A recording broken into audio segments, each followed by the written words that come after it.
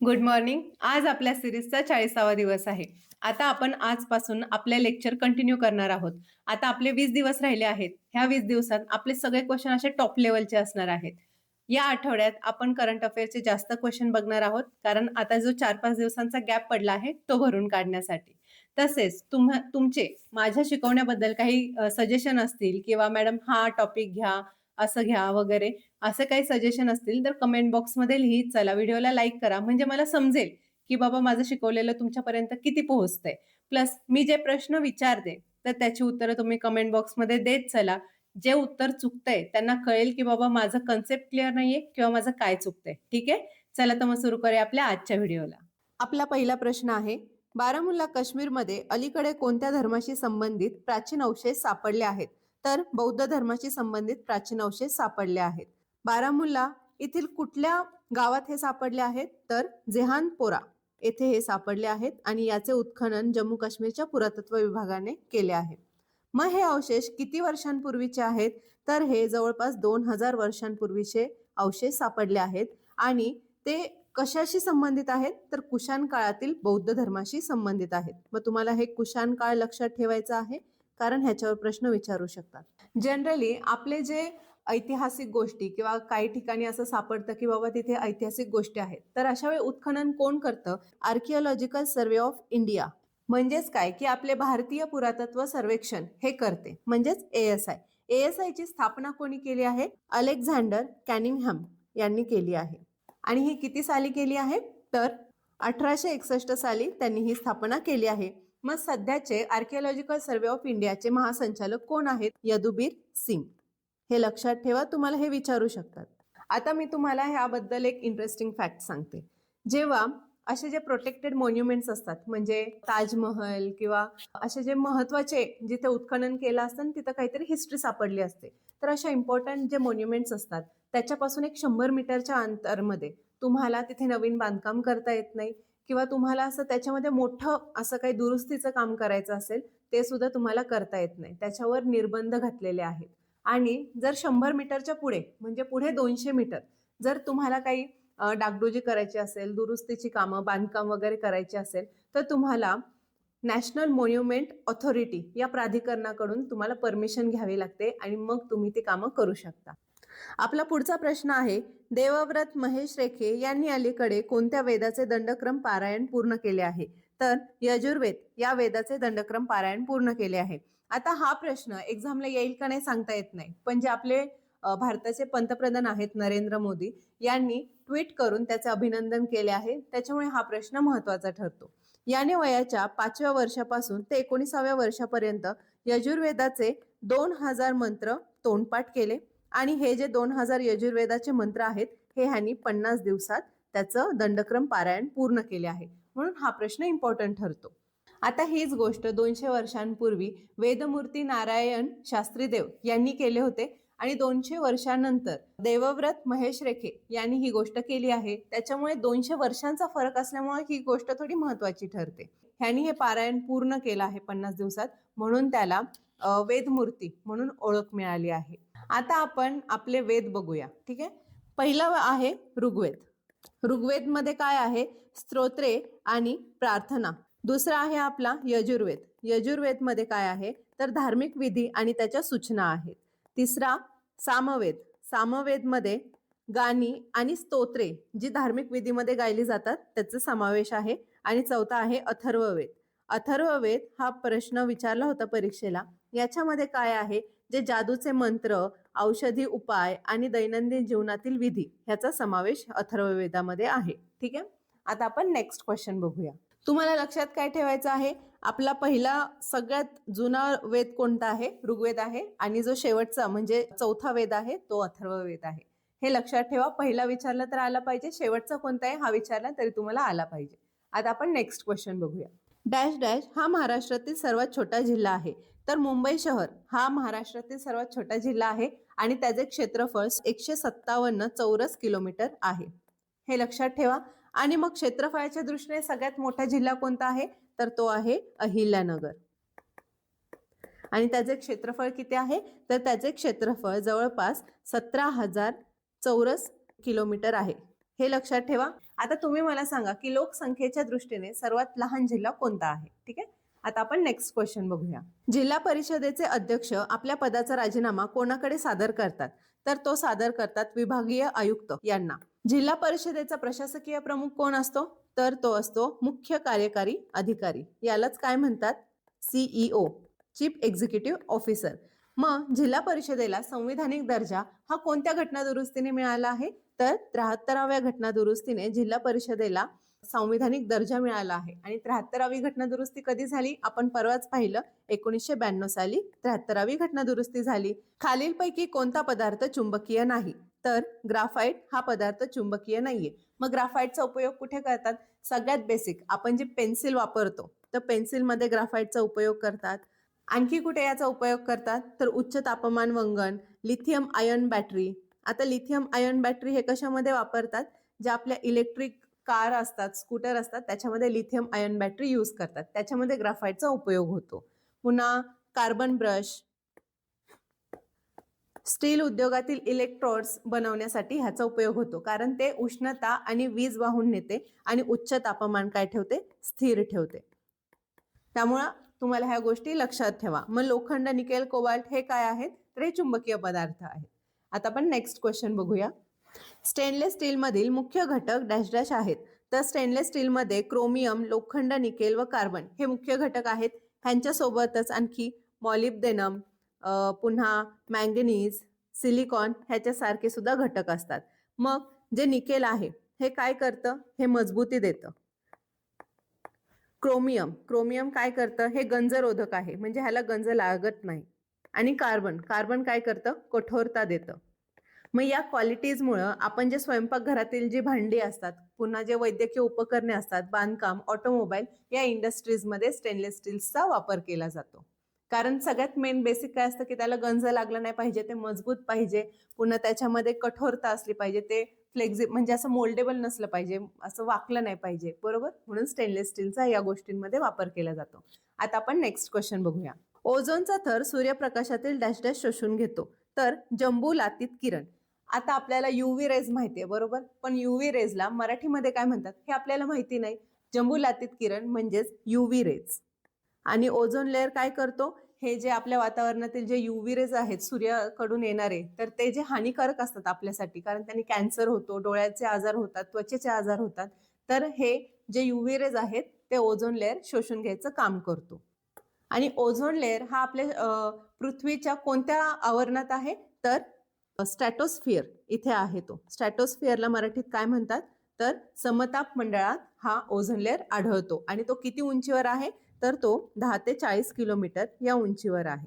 Ozone लेअरला धोका हा कोणत्या केमिकल्समुळे किंवा कोणत्या रसायनांमुळे झाला आहे, तर क्लोरोफ्युरोकार्बन म्हणजे CFC, पुन्हा हेलॉन्स अशा सारख्या जे रसायने आहेत त्याच्यामुळे आपलं जे ओझोन लेअर आहे तो विरळ होत चाललाय, त्याला भगदाड पडत आहे. मग हे जे CFC, हेलॉन्स जे आहेत हे कशातून सिक्रेट होतात, म्हणजे ते कशातून उत्सर्जित होतात, तर सगळ्यात बेसिक म्हणजे फ्रीज, म्हणजे आपण घरात जे रेफ्रिजरेटर वापरतो, फ्रीज, AC, पुन्हा एरोसॉल स्प्रे, फोम मटेरियल, यामध्ये जे हे CFC, हेलॉन सारखी रसायनं वापरली जात होती आणि त्यातून उत्सर्जन होऊन ओझोन लेअरला प्रॉब्लेम येत होता. मग याच्यावर उपाय म्हणून मॉन्ट्रियल अधिवेशन हे 1987 ला झालं. मग हे मॉन्ट्रियल अधिवेशन काय आहे, तर ओझोन लेअरचे संरक्षण करण्यासाठी जगातील जवळपास सर्व देशांनी याच्यावर एकत्रित करार केला आणि 1987 मध्ये मॉन्ट्रियल, कॅनडा येथे तो स्वीकारला गेला. मग याचं उद्दिष्ट काय होतं, तर याचं मेन उद्दिष्ट होतं की ओझोन नष्ट करणारी जी रसायने आहेत ती टप्प्याटप्प्याने बंद करायची, म्हणजे त्याला पर्यायी रसायन शोधायचं. मग भारताने 1992 ला साईन केला. म्हणजेच काय की भारताने तो सुरू कधी झाला, 1987 मध्ये, पण आपल्या भारताने त्याच्यावर स्वाक्षरी कधी केली त्या करारावर, तर 1992 मध्ये त्याची स्वाक्षरी केली. आता हे जे CFC वगैरे जे रसायने आहेत ते हळूहळू बंद करण्यात आली आहेत. त्याच्यामुळे जे ओझोन लेअरला जे भगदाड पडले होते ते आता हळूहळू भरून येत आहे. राष्ट्रीयकरण करण्यात आलेली भारतातील पहिली व्यापारी बँक कोणती आहे, तर ती आहे स्टेट बँक ऑफ इंडिया. 1955 साली इम्पेरियल बँक ऑफ इंडिया ह्याचे राष्ट्रीयकरण करून त्याचे नाव स्टेट बँक ऑफ इंडिया असं ठेवण्यात आलं आहे. मग यानंतर 1969 मध्ये 14 बँकांचं राष्ट्रीयकरण केलं गेलं आणि त्याच्यानंतर 1980 मध्ये 6 बँकांचं नॅशनलायझेशन केलं, म्हणजेच राष्ट्रीयकरण केलं. मग तुम्हाला प्रश्न आहे की आरबीआयचे नॅशनलायझेशन म्हणजे राष्ट्रीयकरण कधी झालं हे तुम्ही मला सांगायचं आहे. आता आपण नेक्स्ट क्वेश्चन बघूया. मराठी सत्तेचा उदय हा ग्रंथ डॅश डॅश यांनी लिहिला. तर न्यायमूर्ती रानडे यांनी मराठी सत्तेचा उदय हा ग्रंथ लिहिला आहे. हे समाजसुधारक होते, अर्थशास्त्रज्ञ होते, तसेच मुंबई हायकोर्टचे हे न्यायाधीश होते आणि इसवी सन 1878 साली जे पुणे येथे पहिली अखिल भारतीय मराठी साहित्य संमेलनाची हे झाले होते, संमेलन झाले होते, तर त्याचे अध्यक्षपद न्यायमूर्ती रानडे यांनी भूषवले होते. रघुनाथ धोंडो कर्वे यांनी समाज स्वास्थ्य हे मासिक सुरू केले होते. डॉक्टर भाऊ दाजी लाड यांनी काय केलं होतं, तर यांनी बालहत्या प्रतिबंधावरील निबंधासारखे महत्त्वपूर्ण लेखन केले होते. डॉक्टर बाबासाहेब आंबेडकर यांनी जे आत्मचरित्र लिहिलं आहे त्याचं नाव काय आहे, तर वेटिंग फॉर विजा. आंबेडकरांवर जी बायोग्राफी लिहिली आहे ती कोणी लिहिली आहे, धनंजय कीर यांनी, आणि त्याचे नाव आहे डॉक्टर बाबासाहेब आंबेडकर. हे लक्षात ठेवा, ह्याच्यावर प्रश्न विचारला होता. ठीक आहे. आता आपण बघूया नेक्स्ट क्वेश्चन. आता आपले मराठीचे प्रश्न सुरू होत आहेत. आपला पहिला प्रश्न आहे, आजी दृष्ट काढते या वाक्यातील प्रयोग ओळखा. तर ह्याचा प्रयोग काय आहे, कर्तरी प्रयोग. कारण जे क्रियापद आहे, क्रियापद काय आहे आपलं, काढते. आपला कर्ता कोण आहे, आजी. मग आजीच्या लिंग वचन ह्याच्यानुसार क्रियापद बदलते, म्हणून आपलं उत्तर काय येणार, कर्तरी प्रयोग. कर्म काय आहे, तर दृष्ट. पण दृष्टानुसार आपले क्रियापद बदलत नाहीये, आपलं कर्त्यानुसार क्रियापद बदलते. आणि जेव्हा कर्त्यानुसार क्रियापद बदलतं तेव्हा कर्तरी प्रयोग असतो, आणि जेव्हा कर्मानुसार क्रियापद बदलतं तेव्हा कर्मणी प्रयोग असतो. आपला पुढचा प्रश्न आहे, उगीचच्या उगीच खालच्या खाली हे शब्द अभ्यस्त शब्दांच्या कोणत्या प्रकारातील आहे. तर हे पूर्णाभ्यस्त या प्रकारातील आहे, कारण शब्दांची पुनरावृत्ती होऊन पुन्हा तो शब्द आला आहे. म्हणजेच काय की उगीचच्या उगीच मध्ये काय आलं आहे, उगीच चा हे अव्यय लागलं आणि पुन्हा काय आलं, उगीचच आलं. खालच्या खालीमध्ये काय झालं आहे, खाल पुन्हा चा हे अव्यय आणि पुन्हा खाली. म्हणजेच काय की शब्दाची जेव्हा द्विरुक्ती झाली तेव्हा त्याच्या पुढे जो शब्द आला आहे हा, तर तो बदलला नाहीये, तो तोच राहिला आहे. म्हणून काय झालं, हे झालं पूर्णाभ्यस्त. मग पूर्णाभ्यस्ताचे आणखी एक्झाम्पल्स काय आहेत, तर हळहळ, वटवट, टवटव, पुन्हा किरकिर, हे काय झालं, बडबड, खळखळ, गुरगुर, कावकाव, हे पूर्णाभ्यस्ताचे हे झाले, एक्झाम्पल झाले. म्हणजेच काय की ते जेव्हा द्विरुक्ती होतात, जेव्हा आपण ते परत एकदा बोलतो तेव्हा त्याच्यामध्ये काय होतं की जो नंतरच्या वेळेस द्विरुक्तीमध्ये येणारा शब्द काय आहे तो बदलत नाही, म्हणून ते झालं पूर्णाभ्यस्त. अंशाभ्यस्त, येडाबिडा, शेजारी पाजारी, गोडधोड, हे काय झालं, अंशाभ्यस्त झालं. म्हणजेच काय की शेजारी पाजारी ह्याच्यामध्ये काय झालं, द्विरुक्ती होताना शेचं काय झालं, पा झालं. पुन्हा गोडधोड ह्याच्यामध्ये गोचं काय झालं, धो झाला. असं म्हणजे जेव्हा चेंज होतात तेव्हा पूर्णाभ्यस्त. आणि अनुकरणवाचक, अनुकरणवाचक मध्ये काय असतं की जेव्हा जे शब्द असतात ते ध्वनिवाचक किंवा ध्वनींची पुनरावृत्ती जिथे होते ते असतात अनुकरणवाचक. उदाहरणार्थ काय, कडकडाट, गडगडाट,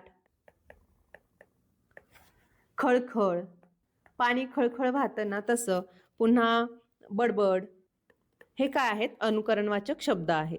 ठीक आहे. मग आता आपण नेक्स्ट क्वेश्चन बघूया. वाक्यातील कालवाचक क्रियाविशेषण शोधा. सदा सर्वदा योग तुझा घडावा. आपल्याला प्रार्थना होती बरोबर, सदा सर्वदा योग तुझा घडावा, तुझे कारणी देह माझा पडावा. मग याच्यामध्ये कालवाचक क्रियाविशेषण ओळखायचं आहे. क्रियाविशेषण म्हणजे काय आपल्याला माहितीये, क्रियापदाबद्दल जेव्हा एखादा शब्द अधिक माहिती सांगतो त्याला काय म्हणतो आपण, क्रियाविशेषण. आणि कालवाचक क्रियाविशेषण म्हणजेच काय की काल, परवा, उद्या, नेहमी, सतत, हे काय आहेत, हे कालवाचक क्रियाविशेषण आहे. मग हे आपल्याला दिलेल्या वाक्यामध्ये कालवाचक क्रियाविशेषण काय आहे, सदा सर्वदा योग तुझा घडावा. कसा घडावा किंवा कधी घडावा, तर सदा सर्वदा घडावा. म्हणून आपलं उत्तर आलं सदा सर्वदा. हे कालवाचक क्रियाविशेषण आहे. नेक्स्ट बघूया.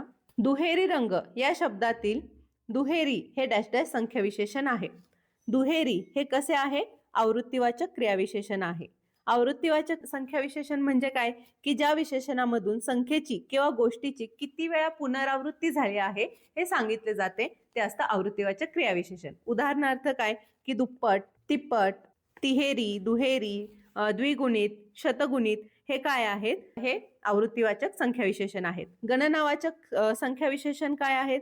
तर त्याच्यामध्ये काय होतं, म्हणजे आपलं फक्त मोजणी केली जाते. म्हणजेच काय की 1, 2, 3, 100 हे गणनावाचक. अनिश्चित, अनिश्चित म्हणजे काय की ज्यातून निश्चित संख्या कळत नाही ते झालं अनिश्चित संख्या विशेषण. म्हणजेच काय की काही, फार, थोडे ह्याच्यामधून तुम्हाला एक्झॅक्ट व्हॅल्यू कळत नाही ते झालं अनिश्चित संख्या विशेषण. आणि क्रमवाचक, क्रमवाचक म्हणजे काय की वस्तूंचा क्रम दर्शवतात. उदाहरणार्थ काय, पहिला, दुसरा, पाचवा हे काय आहेत? क्रमवाचक संख्या विशेषण आहेत. ठीक आहे. आता जेव्हा मी तुम्हाला डिटेलमध्ये व्हिडिओ बनवला होता त्याच्यामध्ये हे सगळं डिटेलमध्ये सांगितलं होतं. आता आपण नेक्स्ट क्वेश्चन बघूया. सावकाश या क्रियाविशेषणाचा प्रकार ओळखा. तर हे कसलं आहे? रीतिवाचक क्रियाविशेषण आहे. रीतिवाचक क्रियाविशेषण अव्यय म्हणजे काय की वाक्यातील क्रिया ही कशी घडली जाते किंवा त्या वाक्याची रीत काय आहे, कशी किंवा त्या वाक्याची रीत काय आहे हे जेव्हा दर्शवलं जातं तेव्हा ते असतं रीतिवाचक क्रियाविशेषण. म्हणजेच काय की तू सावकाश जा, तू हळू जा, तो सावकाश चालतो, चालण्याची रीत दाखवली आहे. म्हणजे काय, तो कसा चालतो ही चालण्याची रीत. फास्ट म्हणजे सावकाश चालतोय, जलद चालतोय ही रीत दाखवली जाते, ते असतं रीतिवाचक क्रियाविशेषण. स्थलवाचक क्रियाविशेषण म्हणजे काय, हे ठिकाण दाखवतात, जागा दाखवतात. उदाहरणार्थ काय, इथे, तिथे, वर, खाली हे स्थलवाचक क्रियाविशेषण आहे. संख्यादर्शक क्रियाविशेषण म्हणजे आपण आताच पाहिलं की जे प्रमाण किंवा मोजमाप दाखवतात ते असतं संख्यावाचक क्रियाविशेषण. आणि कालवाचक क्रियाविशेषण म्हणजे काय की जिथे काल दाखवला जातो, वेळ दर्शवली जाते, ते असतं कालवाचक क्रियाविशेषण. उदाहरणार्थ काय, आज, उद्या, परवा हे काय आहेत? कालवाचक क्रियाविशेषण. आता पुढचा प्रश्न बघूया. चहा करणे या वाक्प्रचाराचा योग्य अर्थ असा आहे. चहा करणे म्हणजे एखाद्याची स्तुती करणे. बाबांनी रामूचा चहा केला म्हणजे काय की बाबांनी रामूची स्तुती केली. चहा करणे याचा अर्थ स्तुती करणे. आणि हा प्रश्न विचारला होता म्हणून मी घेतला आहे. ठीक आहे. आता हा चहा करणे असं स्पेसिफिकली कोणाला असं इतकं लक्षात येत नाही की हे जनरली यूज करत नाही त्यामुळे कोणाला लक्षात येत नाही, पण ह्याचा एकदम सोपा अर्थ आहे तो म्हणजे स्तुती करणे. आता आपण नेक्स्ट क्वेश्चन बघूया. 8062 या संख्यातील कोणताच अंक गाळल्यास 3 अंकी लहानात लहान संख्या शिल्लक राहील. आता 8062 ही संख्या दिली आहे आपल्याला, बरोबर. तर याच्यामध्ये आपल्याला एक अंक गाळायचा आहे, असा अंक गाळायचा आहे की जी संख्या आहे ती आपल्याला लहानात लहान 3 अंकी संख्या मिळेल. आता तुम्ही म्हणाल की लहानात लहान 3 अंकी संख्या कोणती? 100. पण तसं नाही, जे आपल्याला दिलेलं आहे 8062 यातली आपल्याला लहानात लहान संख्या शोधायची आहे. मग हे मी कसं करू शकते, जर मी सपोज 0 गाळला तर 862 येईल जी की लहानात लहान नाहीये. मग मला 0 ठेवायचंच आहे. मग मला काय बदलायचं आहे, एकतर 6 बदलायला लागेल, एकतर 2 बदलायला लागेल. कारण 80 ही सगळ्यात लहान संख्या आहे आणि त्याच्या पुढे जी सगळ्यात लहान संख्या येईल ती त्या संख्येची सर्वात लहान संख्या होईल. मग 8000 मी जर सपोज 6 गाळला तर किती येईल? 802 येईल. जर मी 2 गाळला तर येईल 806. मग याच्यामध्ये सर्वात लहान संख्या कोणती आहे? 802. म्हणजे मला गाळायला कोणती संख्या लागणार? 6. म्हणून माझे उत्तर आले 6. समजलं? आता आपण नेक्स्ट क्वेश्चन बघूया. प्रश्नचिन्हाच्या जागी अचूक संख्या शोधा. आता आपल्याला असे एक कोळी दिले आहेत आणि आपल्याला इथली संख्या शोधायची आहे. मग याच्यामध्ये लॉजिक काय लावलं आहे ते बघूया. आपल्याला काय दिलं आहे? 16 आणि 24 दिलं आहे. जर मी 16 गुणिले 24 केलं, बरोबर, माझं उत्तर काय येईल? 24 16 चोक 64, 16 दुने 32, 6 2 8 भागिले वरचे 3. आता मी काय करते, ह्याला 2 ने भागते. मग माझं उत्तर काय येईल? बेक बे 92 18 बेदुने 4 192 हे आलं. म्हणजे आपल्याला लॉजिक काय लावायचं आहे? ह्या दोघांचा गुणाकार भागिले 2. समजलं? मग आता मी काय करते, एकदा क्रॉस चेक करते की मी जे लॉजिक काढलं आहे ते बरोबर आहे का. मी हे ह्याच्यावर करते. ठीक आहे. 15 गुणिले 18 भागिले 2 92 18 15 35 600 म्हणजे काय? 135. माझं बरोबर आहे, म्हणजे माझं लॉजिक बरोबर आहे. मग आता मी उत्तर काढते. x इंटू 14 डिवायडेड बाय 2 बरोबर किती येईल? 126 येईल. बे 7 14 x बरोबर 126 भागिले 7. 7 1 7 7 आणि 5 12, 7 8 56, 18 म्हणजे माझं उत्तर आलं ऑप्शन क्रमांक 3 18. ठीक आहे. तर नेक्स्ट क्वेश्चन बघूया. पुढचा प्रश्न हा सोपा आहे. 289 ST चा 17 ST शी जसा संबंध आहे तसाच 729 ST चा खालीलपैकी कशाशी संबंध असेल. आता 289 हा कोणाचा वर्ग आहे तर 17चा वर्ग आहे. आता हे जे पुढे ST वगैरे दिलं आहे ते थोडंसं आपलं लक्ष विचलित करायला दिलेलं आहे. पण 289 हा 17चा वर्ग आहे. तसंच 789 हा कोणाचा वर्ग आहे तर हा 27चा वर्ग आहे. आणि पुढे जे त्यांनी ST लावलं आहे ते ST, म्हणून माझं उत्तर काय आलं 27 ST. ठीक आहे. आता आपण नेक्स्ट क्वेश्चन बघूया. हा पण प्रश्न सोपा आहे. आपल्याला काय दिलं आहे, दिलेल्या पर्यायापैकी प्रश्नचिन्हाच्या जागी येणारी संख्या शोधा. आता मी जर थोडंसं व्यवस्थित ऑब्झर्व केलं तर मला इथे एक गोष्ट समजते की हा जो 3 आहे ना, हा 3चा इथे वर्ग आहे आणि हा जो आहे तो 3चा काय सॉरी हा जो 3 आहे हा काय आहे 3चा घन आहे आणि हा जो आहे तो 3चा वर्ग आहे. सेम इथं जे 4 आहे हे काय आहे 4चा घन आहे आणि हा काय आहे 4चा वर्ग आहे. मग इथं आपल्याला दोन संख्या दिली आहे, मग इथे 2चा वर्ग आहे बरोबर. मग तसंच इथं काय येईल तर 2चा घन येईल. 2चा घन आहे 8. पण पुढं कोणतं लेटर येईल, इथं काय आहे ACC, इथं काय आहे BA, ABB. मग ए जर इथं आहे तर इथं एकतर ए येणार किंवा बी येणार. म्हणजेच काय आपल्याला जे इथं संख्या दिलेल्या आहेत ना ह्यावाल्या ABB ह्याच्यामध्ये एक संख्या कॉमन आहे आणि दोन संख्या रिपीट केली आहे. मग इथं ए आहे, एकतर इथं बी येईल किंवा पुन्हा ए येईल. मग आपलं उत्तर काय आलं 8 तर आलं. पण पुढं काय आहे इथं जर सी दिलं आहे तर सी उत्तर येणार. इथं जे पण असेल ते. पण जर इथं बी आलं असतं तर आपण बी ला टिक केलं असतं. कारण इथं आपल्याला जसं दाखवलं आहे तिथं एकच शब्द एकदा घेऊन दुसरं जे लेटर आहे ते डबल घेतलं आहे. म्हणजे ए सोबत जे लेटर आहे ते डबल आहे. तसं आयडियली इथं बी यायला पाहिजे, पण आपल्याला ऑप्शनमध्ये तसा ऑप्शनच नाहीये. पण आपलं उत्तर 8 आलं म्हणून आपलं उत्तर आलं 8C. समजलं. जर असं कधी एक्झाम मध्ये झालं तर घाबरून जायचं कारण नाही. जसं ऑप्शन आहे त्या ऑप्शन वाईज जायचं. नेक्स्ट क्वेश्चन बघूया. एका वस्तूवर दुकानदार 10% सूट देतो, तरीही त्याला 20% नफा होतो. जर वस्तूची किंमत 1500 असेल तर चिन्हांकित किंमत किती. चिन्हांकित किंमत म्हणजेच आपली MRP. आपल्याला MRP काढायची आहे. आपल्याला काय सांगितलं आहे, वस्तूची किंमत किती आहे 1500 आहे बरोबर. त्याला 20% नफा होतो. 20% नफा कशावर होतो 1500वर बरोबर. मग गुणिले 20% नफा म्हणजे काय 120 म्हणजे 100 20 ऍड केले का तर नफा झाला. मग आपलं हे उत्तर काय येईल 1800. आता हे जे 1800 आहे त्याच्यामध्ये सुद्धा त्यांनी काय केलं आहे, हे जी त्याची आहे सेलिंग प्राइस आहे म्हणजेच काय की त्याची विक्री किंमत 1800 झाली. पण आपल्याला काय काढायची आहे MRP काढायची आहे. मग MRP काढण्यासाठी ही जी 1800 आहे तर त्यांनी कितीतरी किमतीला त्यांनी MRP ठेवली असेल बरोबर. आणि त्या MRP वर त्यांनी 10% सूट दिली. आता 10% सूट दिली म्हणजे किती 100 वजा 10 म्हणजे 90% सूट दिली. मग जी पण किंमत येईल ती आपली असेल MRP. कळलं. अगोदर ही आपली काय झाली खरेदी किंमत, ही झाली आपली विक्री किंमत. मग विक्री किंमत आपल्याला मिळाली, आपल्याला विचारलं आहे MRP किती आहे म्हणून मी काय केलं MRP वर आपल्याला सूट दिली म्हणून MRP गुणिले जो ते सूट दिले आहे 10% म्हणून 100 वजा 10 हे आलं 90%. आणि मग आता आपण सॉल्व करूया पुढे. 90ला इथे शून्य गेला, 9 दुने 18 20. मग आता हे 20 आहे, हे 100 काय करणार इकडे जाणार गुणिले 100 बरोबर MRP. म्हणजेच माझी छापील किंमत किती झाली 2000 रुपये. मग माझं उत्तर आलं 2000. समजला. सोप्पा आहे, फक्त तुम्हाला जे बेसिक फॉर्म्युले आहेत ते लक्षात ठेवायचे आहेत. नेक्स्ट क्वेश्चन बघूया. आता हा प्रश्न तुमच्यासाठी. तुम्हाला हे जे आहेत इथे काय येईल ते सांगायचं आहे आणि तुम्हाला हा जो मी प्रश्न दिला आहे हा एकदम इझी आहे, खूप इझी आहे. ठीक आहे. आता आपण नेक्स्ट बघूया. राजू 23 ऑगस्ट 2008 रोजी 1 वर्ष 9 दिवसाचा असेल तर 23 ऑगस्ट 2008 रोजी शनिवार असल्यास त्याचा जन्मदिवस कोणता. आता एक गोष्ट लक्षात घ्या, 23 ऑगस्ट 2008 हे काय आहे 2008 हे काय आहे लीप वर्ष आहे बरोबर. आणि जर जेव्हा लीप वर्ष असतं तेव्हा वर्षात किती दिवस असतात? 366 दिवस असतात. मग एक लक्षात घ्या, त्याचा आपल्याला जन्मदिवस विचारला आहे.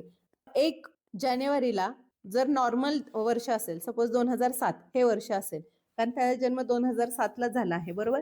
तर 31 डिसेंबर 2007 ला सुद्धा तेच वर्ष असणार आहे, बरोबर? आणि त्याच्या पुढे पुन्हा 1 जानेवारी 2008 ला काय येईल? पुढचा दिवस येईल. म्हणजे काय? जर ह्याला सोमवार असेल तर 31 डिसेंबरला सुद्धा सोमवारच असणार आहे, पण 1 जानेवारीला काय येईल? मंगळवार येईल. म्हणजेच काय की जेव्हा नॉर्मल वर्षातून पुढच्या वर्षात जातं तेव्हा एक दिवस पुढे जातो. मग आपल्याला काय इथे बघायचं आहे? 23 ऑगस्ट 2008. त्याच्या मागचं वर्ष किती आलं? 23 ऑगस्ट 2007. पण 23 ऑगस्ट हे काय आहे? 1 वर्ष 9 दिवस पुढे आहे, बरोबर? मग 23 मधून आपण 9 वजा करूया. 9 4 13. म्हणजेच काय की 14 ऑगस्ट 2007 ला त्याचा बर्थडे आहे, बरोबर? मग 1 वर्ष मागे गेलो 23 ऑगस्ट 2007 ला, तर त्याचा बर्थडे कोणत्या दिवशी येतोय? ह्या दिवशी काय आहे? शनिवार आहे. मग आपल्याला 2 दिवस मागे जायचे का? कारण लीप वर्षाने इथं 1 अधिक 1 पुढे आला आहे. मग शनिवारच्या 2 दिवस मागे गेलो, काय येईल? गुरुवार येईल, बरोबर? गुरुवार, शुक्रवार, शनिवार. मग इथे गुरुवार आला, बरोबर? मग ह्याच्या मागे आपल्याला आणखी 9 दिवस जायचं आहे. 23 मधून 23च्या मागे आणखी 7 दिवस गेलो, किती येईल? 7 आणि 6. 16 तारखेला काय येणार आहे? गुरुवार येणार आहे. मग 14 तारखेला कोण वार येईल? मंगळवार, बरोबर? कारण गुरुवार 15 तारखेला येईल बुधवार आणि 14 तारखेला येईल मंगळवार. म्हणून माझं उत्तर काय आलं? मंगळवार. ठीक आहे, समजलं? आणखी थोडंसं इझिएस्ट वेने सांगते. आपल्याला एक लॉजिक माहिती आहे की 1 जानेवारीला जी तारीख असते तीच तारीख 31 डिसेंबरला असते आणि त्याच्या पुढं नेक्स्ट वर्षाचा जो 1 जानेवारी येतो त्याच्या पुढे 1 तारीख एक्स्ट्रा येते. म्हणजे ह्या वर्षी जर 1 जानेवारी सोमवारी असेल तर पुढच्या वर्षी 1 जानेवारी मंगळवारी येणार. पण जर लीप वर्ष असेल तर जानेवारीमध्ये फरक नाही पडणार, पण फेब्रुवारीच्या पुढे फरक पडणार, कारण त्याच्यामध्ये 29वा दिवस ऍड होतो. तसंच सेम इथं झालं आहे. 23 ऑगस्ट 2008 ला लीप वर्ष आहे आणि त्याच्या मागे आपण जर गेलो तर आपल्याला त्याचा जन्मदिवस मिळेल. मग त्याच्या मागे आपण 1 वर्ष गेलो तर 23 ऑगस्ट 2007 ला गुरुवार येतोय आणि त्याच्या मागे आणखी 9 दिवस गेलो, कारण त्याचा तो किती वर्ष? 1 वर्ष 9 दिवसाचा आहे. पण 9 दिवस मागे गेलो तर आपल्याला उत्तर काय मिळतंय? मंगळवार मिळतंय. समजलं? थोडंसं पुढे जाणं आपल्याला सोपं आहे, पण मागे यायला थोडंसं कन्फ्युजिंग होतं, पण हे खूप इझी आहे. ठीक आहे, आता आपण नेक्स्ट क्वेश्चन बघूया. एका सांकेतिक भाषेत 24,685 ही संख्या 33776 अशी लिहितात, तर त्या सांकेतिक भाषेत 86125 कसे लिहिता येईल? मी काय करते, अगोदर ही संख्या इथे लिहून घेते. 2 4 6 8 5. ह्याचं कसं बनवलं आहे? 3 3 7 7 6. आता याच्यामध्ये एक गोष्ट तुम्ही ऑब्झर्व केली तर तुम्हाला लक्षात येईल, इथं काय केलं आहे? अधिक 1. इथं काय केलं आहे? वजा 1. इथे काय केलं आहे? अधिक 1 वजा 1 अधिक 1. म्हणजे सिंपल प्लस मायनस इतकंच केलं आहे. मग आपल्याला पुढं काय दिलं आहे? 8 6 1 2 5. मग सेम क्रायटेरिया मी फॉलो करणार. इथं काय करणार? अधिक 1 म्हणजे 9 वजा 1 म्हणजे 5 अधिक 1 म्हणजे 2 वजा 1 1 अधिक 1 6. म्हणजे माझं उत्तर काय आलं? 9 5 2 1 6. 9 5 2 1 6 म्हणजे ऑप्शन क्रमांक 4 हे माझं उत्तर आलं. 95216. ठीक आहे, आता आपण नेक्स्ट क्वेश्चन बघूया. राजन कुमारचा मुलगा आहे. ठीक आहे, राजन हा काय आहे? कुमारचा मुलगा आहे. कुमार काय झाला? राजनचा वडील झाला. शौला रजनीची मुलगी आहे. कुमार रजनीचे सासरे आहेत. कुमार हे रजनीचे काय आहेत? सासरे आहेत.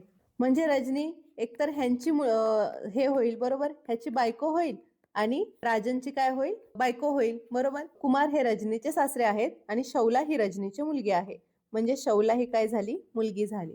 तर राजनचे शीलाशी काय नाते आहे? अच्छा, म्हणजे हे शीला आहे, शौला नाहीये, हे शीला आहे. ठीक आहे, थोडंसं स्पेलिंग मिस्टेक झाली. मग राजनचे शीलाशी नाते काय आहे? राजन हा शीलाचा काय झाला? वडील झाला. समजलं? राजन हा कुमारचा मुलगा, शीला ही रजनीची मुलगी. पुन्हा कुमार हे काय आहेत? रजनीचे सासरे आहेत, म्हणजे रजनी ही राजनची बायको झाली आणि राजन हा शीलाचा काय झाला? वडील झाला. आता आपण नेक्स्ट क्वेश्चन बघूया.